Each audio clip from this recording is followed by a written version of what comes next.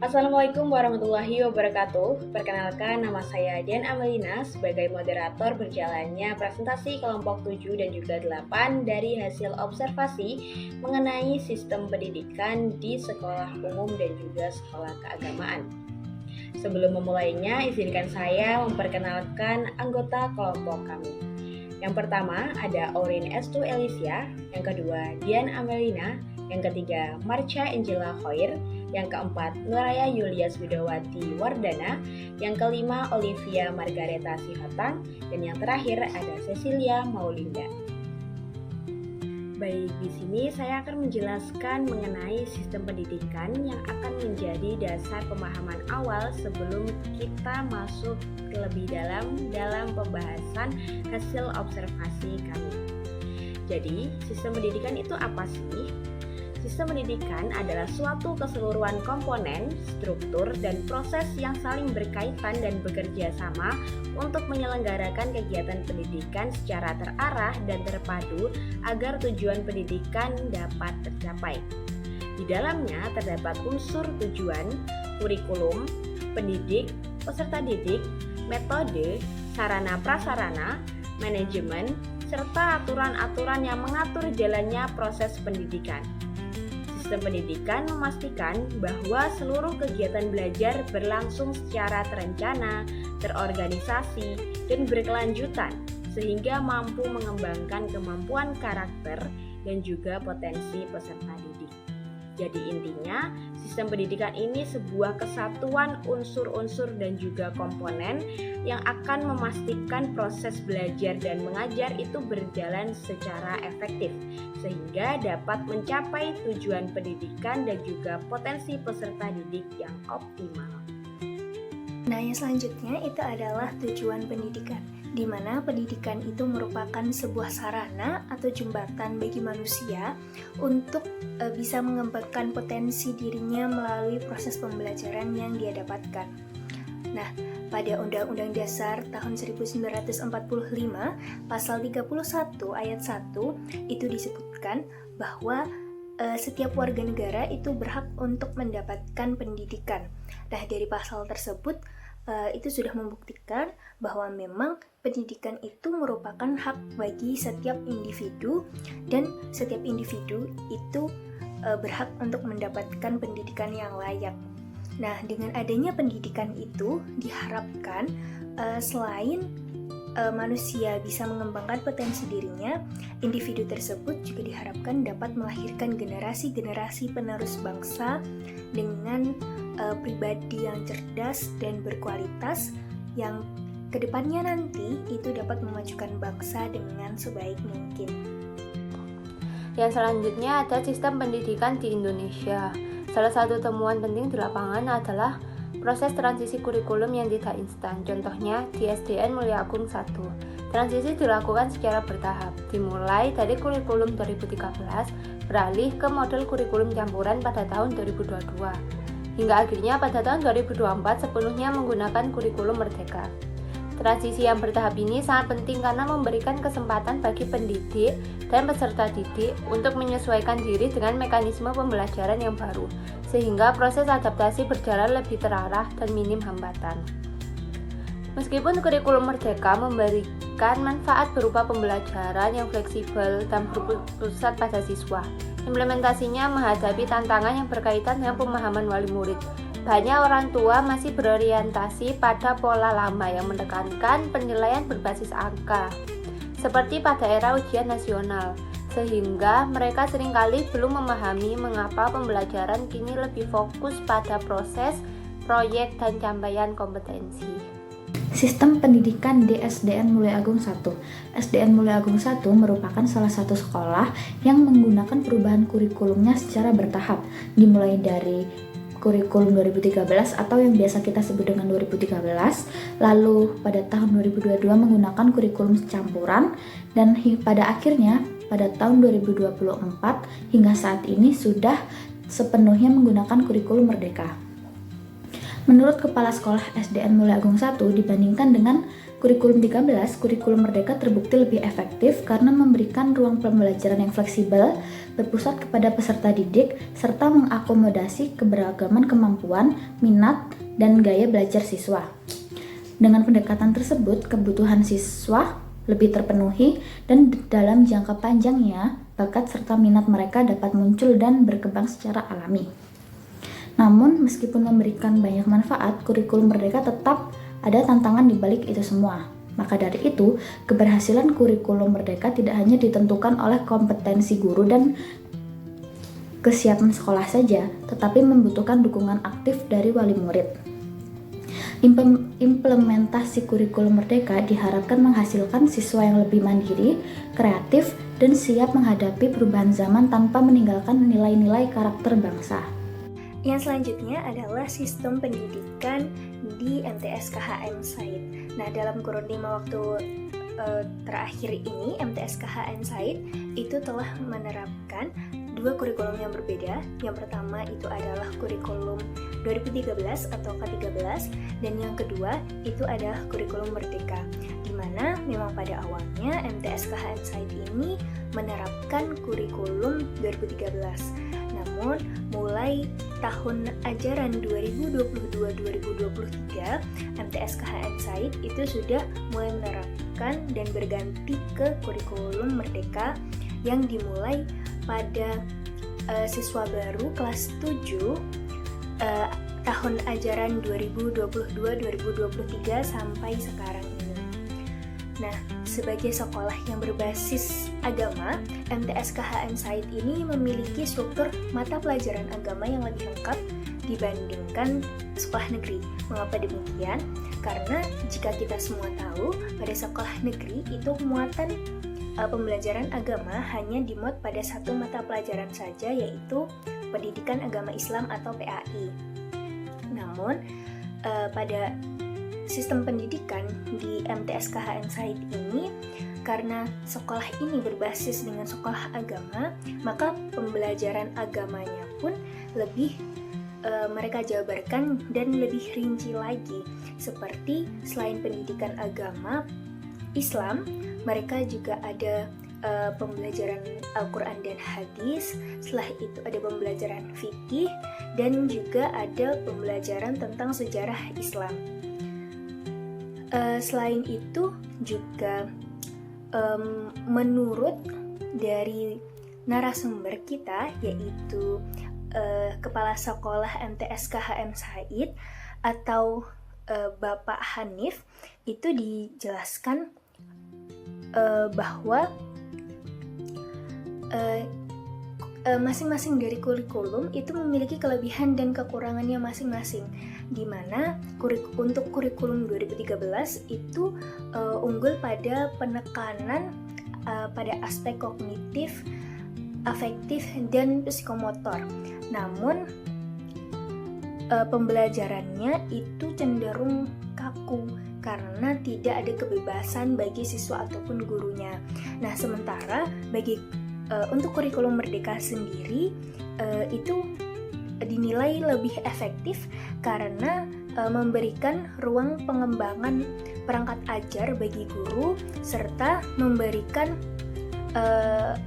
pembelajaran seperti literasi, numerasi, dan proyek yang berbasis pada siswa. Meskipun pendekatan berbasis dengan proyek itu juga tetap memunculkan sebuah kekurangan, yaitu karena hal tersebut itu berbasis kepada proyek, membuat sebagian besar siswa itu belum sepenuhnya memahami materi pembelajaran atau belum sepenuhnya memahami proses pembelajaran dengan baik, sehingga keduanya memang memiliki kelebihan dan kekurangannya masing-masing. Selanjutnya, terdapat pendidikan karakter di SDN Mulia Agung 01. Kepala Sekolah SDN Mulia Agung 01 berpendapat bahwa pendidikan karakter itu penting. Pendidikan karakter di sekolah ini masuk dalam pencapaian pembelajaran dan diterapkan pula co-kurikuler untuk mendorong pendidikan karakter. Pendidikan karakter juga dimulai dari pembiasaan sehari-hari. Selain itu, sekolah ini juga melakukan kolaborasi dengan mahasiswa untuk sosialisasi mengenai pendidikan karakter pada peserta didik. Jadi, pendidikan karakter ini dimulai dari dini. Kemudian pembiasaannya itu mulai dari hal-hal kecil. Yang pertama ada senyum, sapa, salam, sopan, dan santun kepada guru, kepada sama temannya, kepada orang-orang yang membantu dia. Lalu ada rutin kegiatan baris di lapangan dan penerapan budaya antri. Dari hal kecil seperti ini itu sudah menerapkan karakter, pendidikan karakter pada anak di usia dini. Kemudian pembiasaan berdoa sebelum belajar. Sebelum melakukan hal apapun pastinya berdoa terlebih dahulu. Jadi dari hal-hal kecil ini dapat membiasakan anak-anak supaya dia memiliki karakter yang baik nantinya. Kemudian yang terakhir itu ada program Jumat beragama. Jadi pada program ini siswa-siswi yang muslim itu mengaji, sedangkan yang selain muslim itu akan dipandu oleh orang tua murid untuk melaksanakan kegiatan keagamaan yang sesuai dengan agamanya masing-masing. Dan selanjutnya ada pendidikan karakter di MTS KHM Said. Pendidikan karakter ditempatkan sebagai prioritas utama yang sifatnya krusial. Bahkan dinilai jauh lebih fundamental dibandingkan sekedar penguasaan keterampilan teknis. Sekolah berpandangan bahwa keterampilan teknis mudah diajarkan, sedangkan karakter adalah fondasi kepribadian yang sulit dibentuk dan diubah. Komitmen ini dimanifestasikan melalui konsep pendidikan berbasis spiritual, di mana aktivitas siswa didesain untuk selalu berpusat pada masjid. Sekolah menetapkan aturan bahwa awal dan akhir proses pembelajaran harus dimulai dan diakhiri di tempat ibadah. Penerapan dilakukan melalui sistem pembiasaan yang ketat, yaitu wajib melaksanakan sholat duha sebelum memulai pembelajaran, di mana itu dimulai pada pukul 6.30 atau setengah 7. Menutup kegiatan sekolah dengan melaksanakan sholat zuhur berjamaah sebelum pulang. Sedangkan guru berfungsi sebagai figur keteladanan yang tindakannya selaras dengan nilai kebaikan yang diajarkan. Fokus utama penanaman karakter mengerucut pada 3 nilai. Yang pertama anti korupsi, kejujuran, dan kedisiplinan. Untuk pengawasan kedisiplinan, sekolah menerapkan mekanisme inovatif berupa foto tertib kerapian sebagai alat kontrol visual yang objektif untuk memantau kepatuhan siswa terhadap atribut dan penampilannya. Selanjutnya, pendidikan multikultural di SDN Mulia Agung 1. Pendidikan multikultural di SDN Mulia Agung 1 diterapkan melalui upaya menciptakan lingkungan belajar yang setara dan menghargai keberagaman suku, agama, ras, dan budaya. Sekolah ini memiliki visi unggul dalam keberagaman yang diwujudkan dengan menyediakan berbagai ekstrakurikuler sesuai minat dan bakat siswa, baik akademik maupun non-akademik, maupun keagamaan di sekolah tersebut. Implementasi paling menonjol terlihat dari program Kamis Budaya di setiap bulannya, di mana setiap kelas menampilkan budaya dari berbagai daerah di Indonesia, sehingga siswa belajar langsung tentang kekayaan budaya bangsa. Sekolah juga menambah wawasan multikultural melalui kegiatan nonton bareng film budaya menggunakan bioskop keliling, yang memberi pengalaman visual tentang adat, bahasa, dan kehidupan masyarakat di berbagai daerah.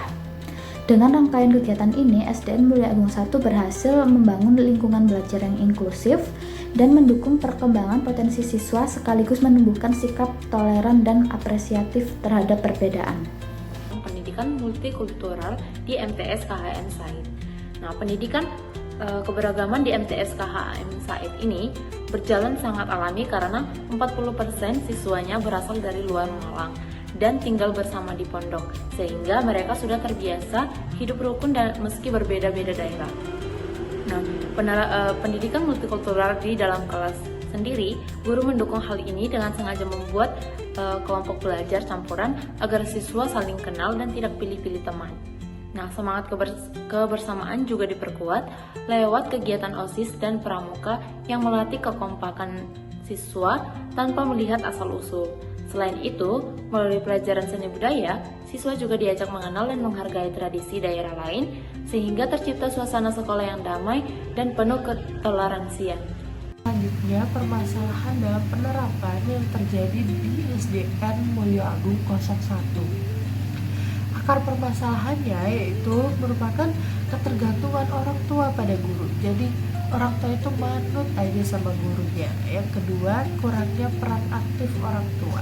Orang tua yang bekerja, orang tua yang sibuk pasti akan sedikit mengurangi perhatian untuk anaknya. Jadi peran orang tua itu kurang. Lalu solusinya itu terdapat Tugu Markisa. Jadi Tugu Markisa ini seperti paguyuban orang tua dan guru, terus komunikasi secara dua arah, lalu aksi bersama untuk memperkuat nilai-nilai yang ada di rumah dan di sekolah.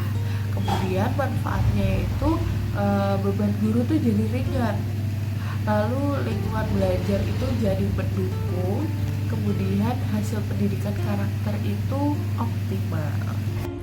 Selanjutnya saya akan menjelaskan tentang permasalahan dalam penerapan sistem pendidikan, pendidikan karakter, dan pendidikan multikultural yang terjadi di MTS KHM Said.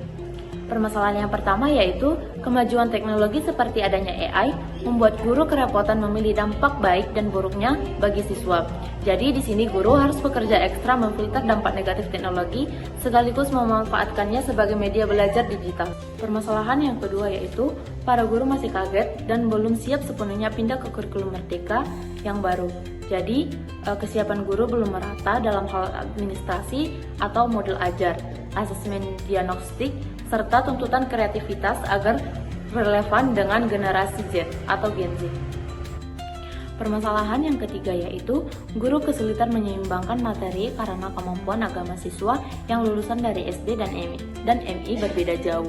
Jadi, guru harus bisa menjembatani perbedaan ini agar siswa lulusan dari SD tidak tertinggal dan siswa lulusan dari MI tidak bosan karena pelajarannya diulang-ulang.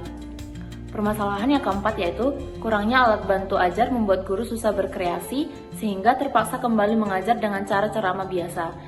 Nah, jadi ini menghambat penerapan pembelajaran berdiferensiasi atau visual, audio, atau kinestetik, sehingga metode pembelajaran cenderung kembali ke metode ceramah. Kesimpulannya, penerapan kurikulum Merdeka, pendidikan karakter, dan pendidikan multikultural di SDN Mulyo Agung 1 dan MTS KHM Said menunjukkan bahwa kedua sekolah tersebut sedang berusaha membangun pendidikan yang lebih fleksibel, berpusat kepada peserta didik, dan menghargai keberagaman. SDN Mulyo Agung 1 fokus pada pembelajaran bertahap menuju kurikulum Merdeka, pembiasaan religius, dan anti korupsi, serta kegiatan budaya seperti Kamis Budaya. Sedangkan MTS KHM Said menguatkan pendidikan agama, kedisiplinan, pembiasaan ibadah, dan kegiatan organisasi yang mendukung kerjasama antar budaya. Meski masih menghadapi tantangan seperti pemahaman orang tua, keterbatasan fasilitas, kedua sekolah tetap berkomitmen menciptakan lingkungan belajar yang inklusif, berkarakter, dan sesuai kebutuhan manusia. Baik teman-teman semuanya, selesai sudah presentasi yang telah disampaikan oleh kelompok kami. Kami memohon maaf sebesar-besarnya apabila terdapat kesalahan dalam berucap maupun bertindak.